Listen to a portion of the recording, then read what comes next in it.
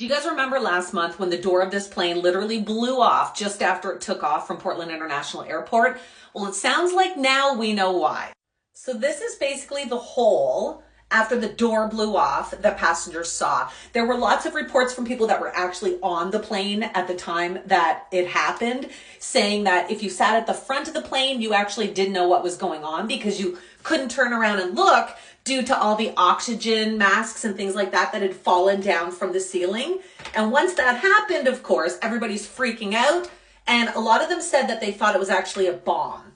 Of course, they now know it's not a bomb and that the door actually blew off. People that were sitting in this row actually weren't there. Nobody has heard really why, but the two passengers that were supposed to sit in this seat just weren't there. Other people that were on the plane reported stories of them using their cell phone, and their cell phones were literally ripped out of their hands.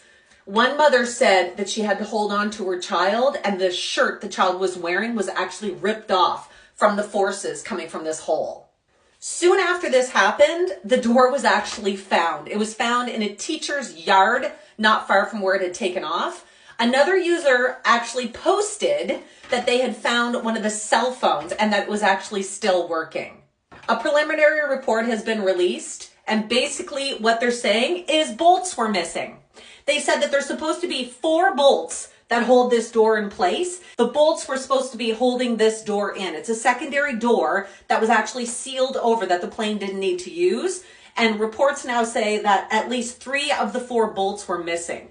They have now discovered in a report that repairs were done on this Boeing in September at the Boeing factory, and they took off the covering of this door, removed the bolts to fix something else, and then apparently didn't put the bolts back on.